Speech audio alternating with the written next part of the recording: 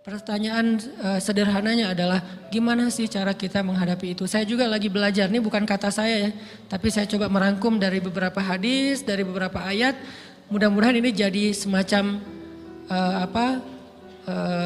tips dari Allah, dari Rasul, cara kita supaya lebih sabar dalam menghadapi ujian, khususnya ujian perasaan. Pertama, saya mengambil dari hadis riwayat yang diriwayatkan dari Abu Hurairah, hadis Hasan. Nabi SAW mengatakan, "Ma yazalul bala'u bil mu'mini wal mu'minati fi nafsihi wa waladihi wa malihi hatta yalqallaha ta'ala wa ma alaihi khati'ah." Tidaklah seseorang selesai diuji, baik dia laki-laki, orang yang beriman, atau perempuan yang beriman, baik itu ujiannya terjadi pada dirinya, atau melalui anaknya, atau melalui hartanya, artinya ujian harta, ujian fisik, ujian perasaan, sampai dia bertemu dengan Allah dan dia tidak punya dosa. Apa maksud dari hadis ini? Ujian itu tidak akan berakhir kecuali kalau dosa kita sudah habis. Allah akan menguji kita terus untuk membersihkan diri kita dari dosa. Sehingga yang harus kita coba bangun awareness dalam diri kita kalau lagi diuji, Allah pengen membersihkan dosa saya nih. Sehingga kita ridho dengan ujian, bukan ikhlas ya. Kalau ikhlas ibadah, kalau ujian ridho, rela. Saya ridho ya Allah walaupun ini berat. Saya ridho ya Allah walaupun saya berharap Engkau beri jalan keluar. Saya ridho ya Allah walaupun saya berharap ditolong oleh Allah. Tapi tetap ridho diberikan ujian itu. Sambil berdoa diberikan jalan keluar, ditolong, diberikan keajaiban. Cuman gak mau mengeluh. Dan berdoa meminta jalan keluar bukan mengeluh, itu ibadah. Berdoa itu ibadah dalam Islam. Sehingga Allah suka banget sama hamba yang berdoa. Allah suka dengan hamba yang curhat. Nabi itu kalau lagi curhat, doanya aja bisa berjam-jam cuma doa doang tuh. Kayak hadis Aisyah pas lagi cemburu malam-malam kan. Aisyah lagi tidur, ini jatah malamnya Aisyah. Tiba-tiba dia nyari-nyari raba-raba, Nabi gak ada, dicari di kamar mandi gak ada. Biasanya Nabi sholat di sebelah Aisyah. Wah curiga nih, jangan-jangan ke rumah si fulan. Dicari ke rumahnya, ditelepon gak aktif, mungkin lagi dicas, datang ke rumahnya. Ketuk pintu. Hafsah, Nabi di rumah kamu enggak? Enggak Aisyah, beneran. Cari ke rumah Sofia. Sofia, Nabi di sini enggak? Enggak, beneran. Cari ke rumah Maria. Maria di sini enggak Nabi? Enggak. Kemana ya Nabi? Rumah istri-istri yang lain gak ada. Pas balik ke rumahnya, ngelewat masjid, ngelihat Nabi lagi sujud di Masjid Nabawi, di mihrab. Dan Aisyah mendengar Nabi menangis sambil berdoa. Dan sujudnya itu seperti membaca 1 juz Al-Quran. Dan itu isinya doa nangis. Robbi. Jadi kalau kita katakan gak usah banyak berdoa sama Allah, malu. Justru Allah suka kepada hamba yang berdoa. Justru sebaliknya kalau kita jarang berdoa atau enggan berdoa, buat Allah itu orang sombong. Allah gak suka hamba kayak gitu. Kamu gak butuh saya, sama kayak kita lagi ada masalah, punya teman yang punya kelebihan harta, terus kita kayak bingung gitu nyari kesana kemari pinjaman, dia gak dikasih tahu. Pas dia tahu dari orang lain, dia ngomong apa? Kamu gak nganggap saya ya? Emangnya saya bukan teman kamu? Kok kamu punya masalah keuangan tapi saya gak dikasih tahu, malah saya tahunya dari orang lain? Tersinggung kan? Kalau teman kita aja tersinggung, apalagi Allah. Kamu punya masalah kok gak ngomong ke saya, wahai hambaku? Bukan berarti Allah gak tahu, Allah tahu, cuman Allah berhak, bukan ingin ya, berhak untuk dilibatkan. Allah berhak untuk dicurhatin. Allah berhak untuk dijadikan tempat kita untuk habis-habisan menangis dan melampiaskan masalah kita kepada Allah dalam bentuk curhat-curhat dan doa. Sehingga kalau kita berdoa, ya Rabbi, Allah langsung inni qarib, mendekat Allah kepada kita.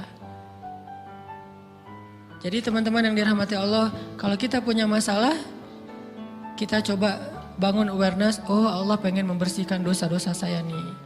Terus kita berdoa, ya Allah bantu saya, ya Allah tolonglah saya, istighfar. Saya kadang-kadang ngerasa nih, kalau ada dosa, ada kesalahan, ada kekeliruan yang saya lakukan misalnya gitu. Kalau saya nggak kuat istighfarnya, bentar lagi akan diuji sama Allah. Ujinya macam-macam, alhamdulillahnya ujiannya masih ketahan. Pasti diuji sama Allah. Kalau istighfarnya nggak kuat, taubatnya tuh nggak kuat, langsung diuji sama Allah. Dan saya langsung sadar, oh benar berarti yang tadi ini lagi dihapus sama Allah nih. perkencang lagi, perkuat lagi istighfar. Kenapa? Karena kalau istighfar kita kuat, berarti kan dosa kita dihapus dengan istighfar ya.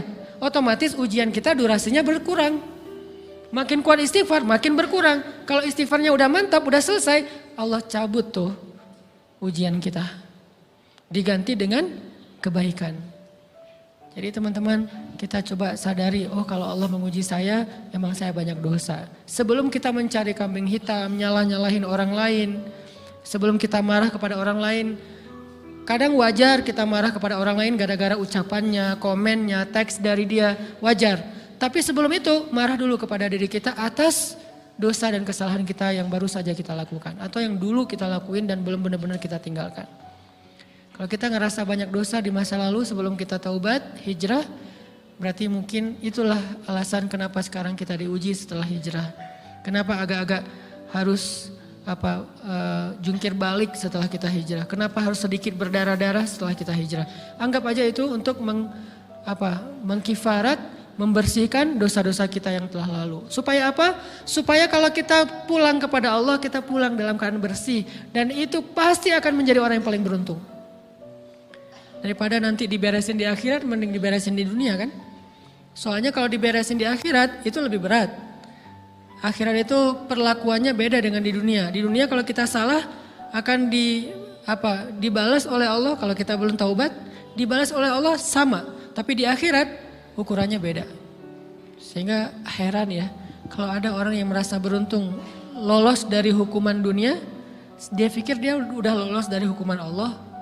Mending dia beresin deh di dunia daripada nanti di akhir berlarut-larut. Itu bahaya banget. Kalau buat saya pribadi dan saya yakin teman-teman juga kayak gitu, gak mau ada masalah di akhirat, mending masalah di dunia aja. Tapi masalah di dunia juga kita gak mau berlarut-larut, pengen cepat dimudahin sama Allah. Caranya istighfar. Tidaklah Allah memberikan kepada kita ujian kecuali salah satu alasannya pengen menghapuskan dosa. Idza kathurat dzunubul 'abdi walam yakun lahu min amalin liyukaffiraha fabtalahu Allahu bil hazan liyukaffiraha. Kalau seorang hamba banyak dosa dan dia nggak cukup amal untuk mengkifarat dosa-dosanya, Allah akan menguji dia dengan rasa sedih, dengan rasa kecewa, dengan rasa berat, sakit hati untuk mengkifarat dosa-dosanya. Itu yang kita bangun, sehingga kalau ada masalah sama orang lain, kita memperbaiki diri dulu. Bukan sibuk dengan kesalahan dia terus menerus yang gak mau kita maafin. Misalnya ada teman kita nih, jadi clash sama kita. Hal pertama yang kita bangun, astagfirullahaladzim saya banyak dosa nih. Tapi kan yang salah dia, ya. Tapi mungkin dia gak akan mengatakan kalimat itu, gak akan bersikap kayak gitu kalau kita gak punya dosa. Allah sengaja mengutus dia untuk menguji kita lewat kata-katanya, lewat perilakunya, karena kita punya dosa. Jadi penyebab pertama diuji itu bukan teman kita yang salah, itu penyebab kedua. Memang dia salah dan itu harus kita akui, realistis lah. Dia salah, dia nggak pas, dia nggak bijak, dia apa. Oke, tapi yang mentakdirkan dia salah kepada kita, Allah Subhanahu Wa Taala. Kenapa Allah takdirkan gitu? Karena kita masih punya banyak dosa. Allah kirim kita ujian, bisa manusia, bisa alam, bisa dalam diri kita sendiri. Itu semuanya adalah cara Allah untuk menguji kita dan membersihkan dosa-dosa kita. Ini yang kita bangun pertama. Yang kedua, kata Nabi di dalam hadis Bukhari, "May yuridillahu bihi khairan." Yang terkenal kan yufaqihu fiddin, itu yang terkenal. Ternyata ada dua modelnya. Ada may yuridillahu bihi khairan yufaqihu fiddin. Siapa yang Allah pengen kasih dia kebaikan agama, kebaikan, Allah akan buat dia mengerti halal dan haram. Itu berarti Allah sayang sama dia. Ini satu model hadis. Ada model yang kedua, mirip redaksinya. May yuridillahu bihi khairan yusib min. Hadis Bukhari. Siapa yang Allah pengen ngasih dia kebaikan, Allah uji. Hah? Kok gitu caranya? Ternyata kayak gitu rahasianya. May yuridillahu bihi khairan, may yuridillahu bihi khairan, siapa yang Allah pengen ngasih dia kebaikan, Allah kasih dia musibah atau ujian. Kenapa bisa seperti itu Ustaz? Fa inna ma'al usri yusra, inna ma'al usri yusra. Seolah-olah Allah bilang di dalam ayat itu, kalau kalian mau dapat kemudahan, biasanya lewatnya kesusahan dulu. Kalau kalian pengen dapat keberuntungan, biasanya dapatnya kerugian dulu. Tapi keberuntungan dan kerugiannya pasti gak sebanding. Keberuntungannya jauh lebih besar daripada kerugiannya. Kerugian itu kayak modal doang, DP. Jadi kalau kita mau dapat kejutan dari Allah, Allah kasih kita DP. DP-nya apa? Ujian, DP-nya musibah, DP-nya rasa gak nyaman. Itu DP tuh. DP terhadap apa? DP dari Allah terhadap hadiah-hadiah besar yang Allah pengen ngasih ke kita setelahnya. Cuman banyak orang yang menolak DP ini. Sama kayak kita misalnya. Kalau kita mau ngasih dia hadiah, kita kasih dia kayak kejutan dulu. Dia lagi ulang tahun nih, disiram air dulu. Setelah itu dikasih hadiah-hadiah yang mahal. Rela gak disiram air demi hadiah? Rela, udah siramin lagi aja. Kalau setelahnya ada hadiah. Yang kita gak rela, kalau setelah disiram, disuruh bersih-bersih sendiri dan gak dikasih apa-apa, kan gak rela tuh. Berarti ini bab iman, yakin gak kalau Allah tetap ngasih hadiah? Kan sabar dan iman itu ternyata tahu aman, kembar. Kalau kita yakin Allah ngasih hadiah setelah ngasih kita DP ujian, ya kita akan sabar. Gak apa-apa deh, bentar lagi mau dikasih hadiah, digini-giniin juga gak masalah. Dibully, diapain sama Allah, biarin aja, ya Allah saya sabar. Kan bentar lagi mau dikasih hadiah nih. Ini masalah yakin. Tapi kalau kita gak yakin, apa sih maunya Allah gitu kan. Begitu kalimat ini keluar, maka yang muncul setelahnya adalah mengeluh, berputus asa, dan gak akan sabar menghadapi ujian. Ujian, kata Nabi, may yuridillahu bihi khairan, siapa yang Allah pengen kasih hadiah, siapa yang Allah pengen kasih kejutan, siapa yang Allah pengen kasih pertolongan, siapa yang Allah pengen kasih kebaikan, yusib min, Allah akan uji dia dulu. Ini sunnatullah, sehingga kalau kita lagi diuji, yang kita lihat jangan ujiannya, apa setelah itu. Gimana ngelihatnya Ustaz gak kelihatan? Dengan mata hati. Istafti qalbak, tanya kepada hatimu, kelihatan gak? Dengan mata hati. Gimana ngelihat dengan mata hati? Dengan iman, saya percaya Allah pasti ngasih kebaikan setelah ini. Orang Allah sendiri yang ngomong, gak ada satu huruf pun di Al-Quran yang salah. Apalagi satu ayat, apalagi dua ayat. Fa inna ma'al usri yusra, ditegesin lagi. Inna ma'al usri yusra. Tapi usr dulu, baru yusr. Dikasih kesusahan sedikit, dikasih kemudahan yang banyak. Dikasih kesusahan sedikit, dikasih kemudahan yang banyak. Ini yang kita coba bangun tajdidul iman. Bangun memperbaharui yakin. Sehingga ketika kita diuji, sedih, wajar. Mengaduh sedikit bukan mengeluh ya. Kalau mengeluh kan nyalahin Allah. Kalau ngaduh, yang namanya orang dicubit kan, itu ngaduh. Tapi kalau, apa sih maunya Allah? Nah itu ngeluh. Antara mengaduh dengan mengeluh berbeda. Mengaduh, itu manusiawi. Sedih, itu manusiawi. Air mata bahkan bukan hanya manusiawi, itu rahmat dari Allah. Orang yang gak bisa menangis itu yang bahaya. Kalau kita masih bisa menangis, berarti kita masih peka hatinya. Bukankah anak kecil paling sering menangis? Berarti hatinya peka. Siapa lagi selain anak kecil yang paling sering menangis? Cewek. Cowok itu emang gak punya perasaan, makanya jarang nangis. Cewek dikit-dikit nangis, jangan bilang, cemen banget sih nangis, cengeng apa. Enggak, karena dia perasaannya lebih peka dari kita. Itulah kenapa Allah menitipkan bayi kepada perempuan. Kalau dititipin ke laki-laki hancur. Di balik kepekaan perempuan, di balik sensitifnya perempuan, di balik perasaannya yang luar biasa, di situ Allah Subhanahu wa taala menitipkan amanah, dia yang paling baik dalam merawat bayinya. Perempuan secara umum mungkin lebih banyak bicara daripada laki-laki ya. Walaupun ada orang yang perempuan pendiam banget, ada yang gak ngomong sama sekali, misalnya diem-diem aja, ada. Tapi secara umum perempuan lebih banyak berucap daripada laki-laki. Emangnya ini kekurangan? Bukan. Ini kelebihan. Kalau dia berikan itu dalam hal yang tepat. Apa yang tepat? Mendidik anak. Justru karena perempuan banyak ngomong, lebih baik dalam mendidik anak daripada laki-laki. Laki-laki itu kurang mendidik, kurang mengedukasi kepada anak dengan usia tertentu karena dia jarang memahamkan. Salah hanya marah, salah hanya ditegur. Kalau ibunya jelasin, gini sebelum tidur ibunya yang ceritain banyak cerita. Saya sendiri ngalamin sering mana seorang ayah sama ibu interaksi sama anak dalam bentuk verbal. Sering ibu. Jadi menangis itu rahmat dari Allah. Gak apa-apa, nangis aja. Dan itu tidak disebut mengeluh. Kamu kok nangis sih? Kan orang Islam harus sabar. Emangnya nangis dengan sabar itu bertolak belakang? Sabar tetap sabar. Ya nangis jalan aja terus nangis. Nangis apa pakai nangisnya nggak cuma nangis doang. Emotikonnya juga nangis berderai-derai gitu. Sampai air matanya menggenang gitu kan ya. Boleh lah. Ditambah lagi dengan visual menangisnya. Posting bahwa dia lagi tertusuk duri. Dengan postingan kaktus atau apalah. Dia pengen share ke semua orang bahwa saya sedang sedih. Sehingga nanti ketika ada orang yang menghibur dia dengan sedikit kata-kata yang sabar ya segala macam. Wah makin berderai-derai. Itu belum jadi. Kecuali dia keluarkan kata-kata mengeluh. Baru dia disebut orang yang banyak mengeluh. Berputus asa. Kalau mengaduh wajar. Walaupun ada nabi udah diuji berat gak mau mengaduh. Apalagi ngeluh. Zakaria. Digergaji mengadu aja enggak. Kenapa? Karena kata malaikat kalau kamu mengaduh sedikit aja. Maka Allah subhanahu wa ta'ala akan menghancurkan kaum ini. Dia kasihan kepada kaumnya enggak mau mengaduh.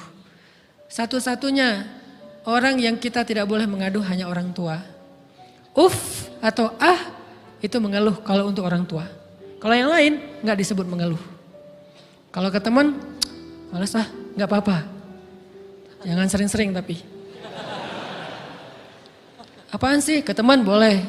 Tapi ke orang tua, saja itu bukan lagi mengaduh, itu sudah mengeluh. Khusus untuk orang tua. Kalau di antara manusia. Kalau kepada Allah dan Rasul, pastinya lebih dari itu. Ketika kita diam saja, tidak langsung beranjak sami'na wa ata'na labbaika ya rabbi wa sa'daik, enggak memenuhi panggilan Allah, itu sudah disebut bagian dari kufur ingkar. Tapi minimal kita mungkin masih mengaduh, kita masih menangis, kita masih lelah, kita masih merasa lemah. Setidaknya kita tidak mengeluh. Kenapa? Kita percaya Allah kalau mau ngasih hadiah kepada hambanya, DP-nya itu ujian. Dan yakinlah hadiahnya minimal 10 kali lipat lebih baik daripada ujian itu.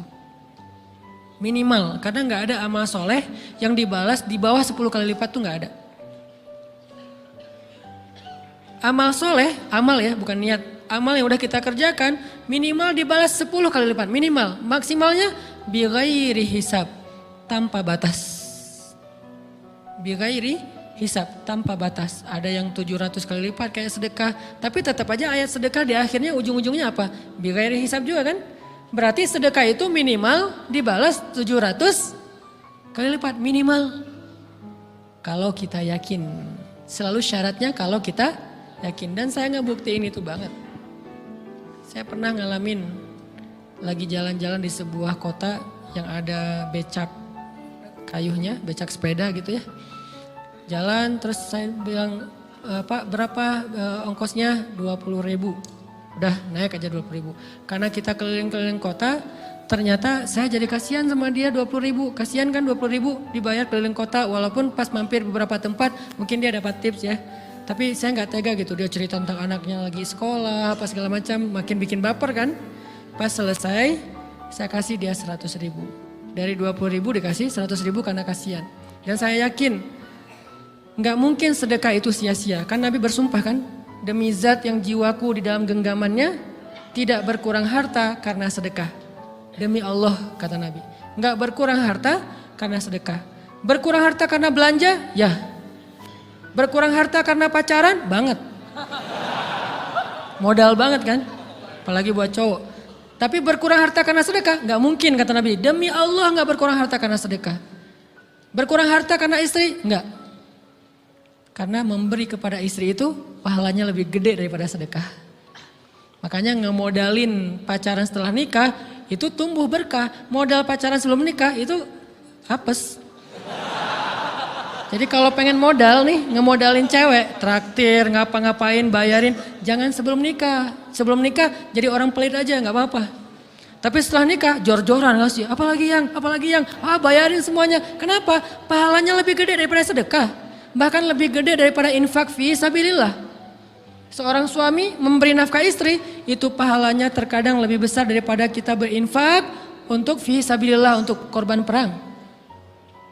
Saya heran kalau ada orang sedekahnya rajin tapi ke istrinya kikir, aneh, berarti dia gak ngerti konsep. Padahal memberi kepada istri itu selama itu kebutuhan pokok ya. dan sedikit entertain, nggak apa-apa asal nggak berlebihan, itu luar biasa. Makanya saya kalau jalan sama istri yang yang mana? Itu yang Onit suka. Oh ya, Onit suka. Kasih aja. Kenapa? Minta ini. Kasih. Selama ada kan kenapa nggak dikasih kan ya? Nanti Allah ganti. Makin rajin kita ngebayarin istri kita, ngebelanjain istri kita, makin Allah ngasih yang kita nggak pernah duga-duga. Sampai istri kita cemburu sama kita. Kok kamu duitnya banyak banget sih? Kan gara-gara aku sering ngasih ke kamu. Ya udah sini lain lagi. Mau ditransfer berapa gitu kan ya. Saya ngasih 100.000 ke si bapak.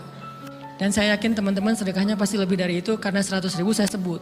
Kalau 1 juta ke atas saya nggak mau nyebut, malu dong, ria ya.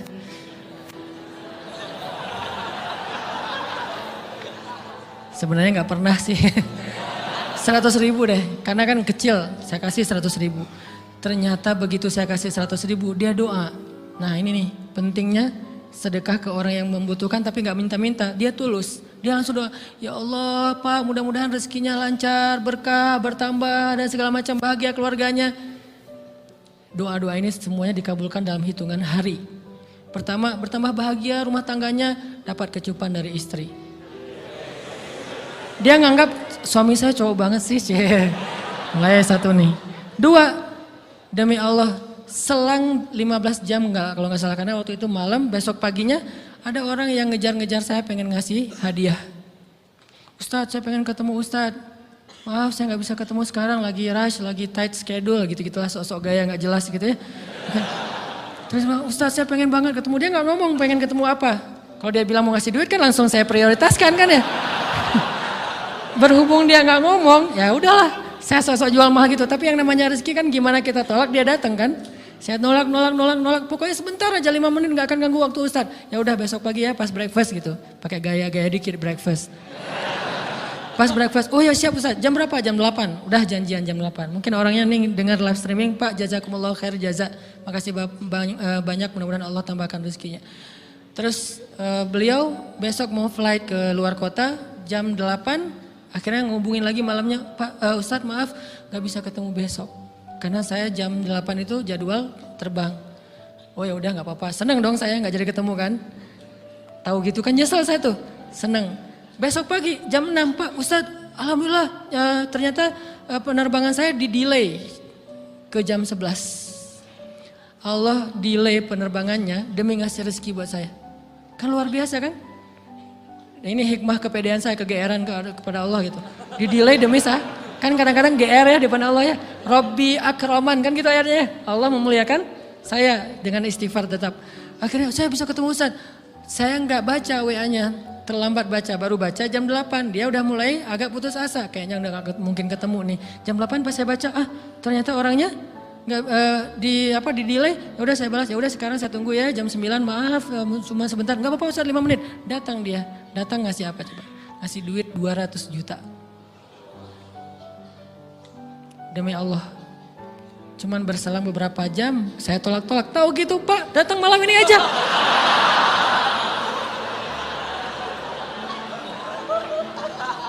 Harusnya malam itu juga saya cari orangnya. Kalau perlu saya yang nyamperin Bapak. Sherlock, saya kejar. Manusia gitu banget ya.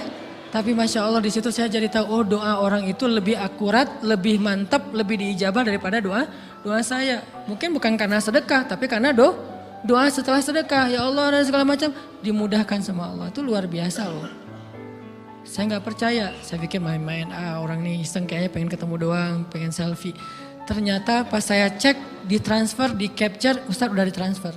Saya, jangan-jangan nih jebakan Batman gitu ya.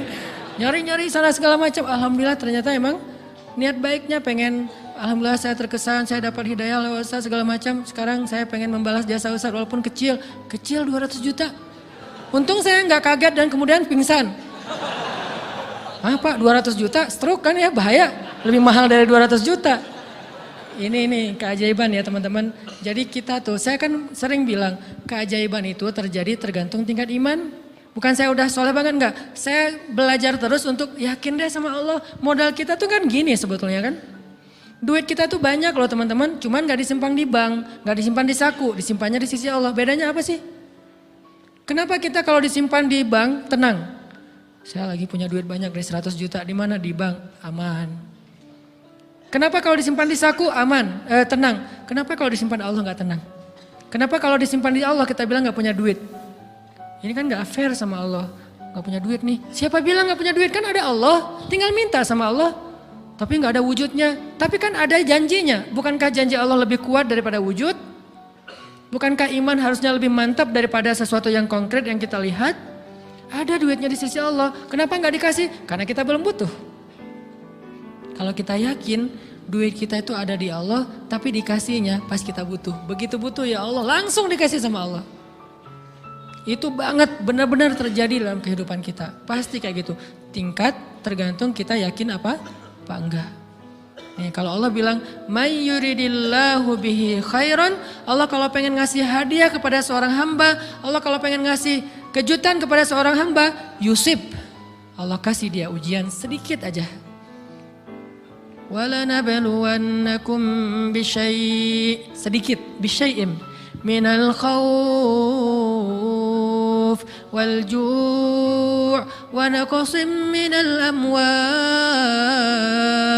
wal anfus wath thamarat wa basyiris sabirin.